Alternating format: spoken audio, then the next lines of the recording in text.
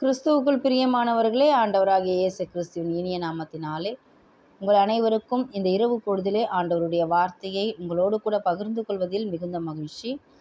இன்றும் ஆணை ஆணைதான் என்கிற தலைப்பிலே உபாகமம் 4வது அதிகாரம் 21வது வசனத்தை பகிர்ந்து கொள்ள விரும்புகிறேன். கர்த்தர் உங்கள் நிமித்தம் என்மேல் கோபம் கொண்டு நான் யோர்தானை கடந்து போவதில்லை என்றும், உன் தேவனாகிய கர்த்தர் உனக்கு சுதந்திரமாக கொடுக்கிற அந்த நல்ல தேசத்தில் நான் பிரவேசிப்பது இல்லை என்றும் ஆணையிட்டார். அந்த நல்ல தேசத்தில் நான் பிரவேசிப்பது இல்லை என்று ஆணையிட்டார்.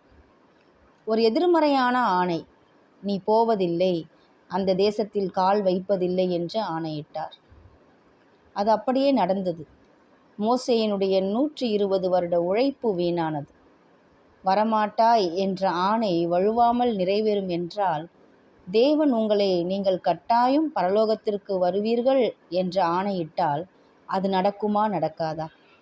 உங்கள் பெயர்கள் ஜீவ புஸ்தகத்தில் எழுதப்பட்டு இருக்கிறது என்றாரே. யூதா 1:24 பார்க்கிறோம், வழுவாதபடி உங்களை காக்கவும் தமது மகிமையுள்ள சன்னிதானத்திலே மிகுந்த மகிழ்ச்சியோடே உங்களை மாசற்றவர்களாய் நிறுத்தவும் வல்லமை உள்ளவரும். உங்களை மாசற்றவராய் நிறுத்த நான் வல்லமை உள்ளவர் என்பது அவர் ஆணை என்றால் அது நடக்குமா நடக்காதா? எதிர்மறையாய் சொன்னது எல்லாம் நிறைவேறும் என்றால் நேர்மறையாய் சொன்னது நிறைவேறாமல் இருந்து விடுமா?